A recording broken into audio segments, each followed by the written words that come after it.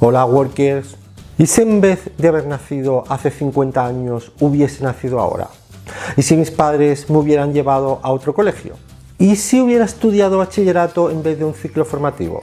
¿Os suenan estas frases? ¿Alguna vez has entonado el ¿y si hubiera para justificar dónde estás y sobre todo dónde no estás? Tienes la capacidad de hacer lo que te dé la gana con tu vida. Tenlo muy claro. Tú y solo tú eres el dueño de tus actos y el responsable de tus acciones. Solo tú.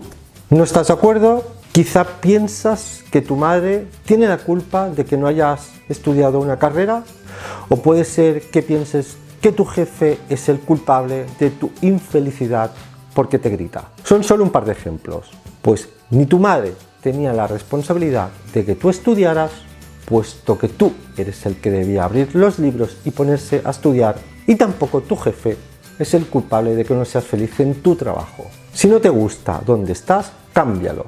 Tienes el poder y la capacidad de cambiarlo y conseguir lo que quieras, dentro de una coherencia, por supuesto. No voy a poner de ejemplo a nadie para explicaros cómo actuar y salir reforzado en situaciones en las que el ¿y si hubiera? Está al acecho. Os hablo de mí, de mi experiencia. Yo os aseguro que soy un ser humano de lo más corriente.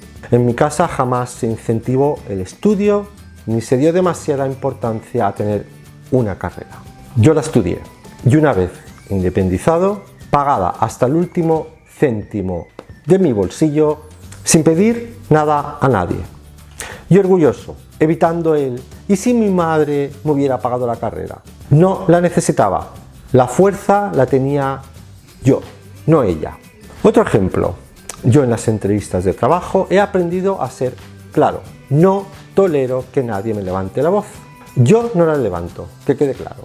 Así que el ¿y si mi jefe o mi jefa no me hubiera levantado la voz?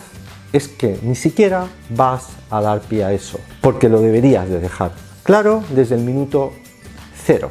Y cuando lo dejas claro desde el minuto cero, de una forma clara, elegante, pero directa, el mensaje os aseguro que llega.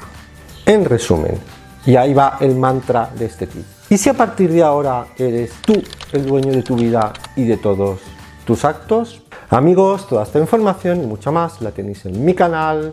Suscribiros, compartir los vídeos, estaremos todos totalmente informados. Seguimos.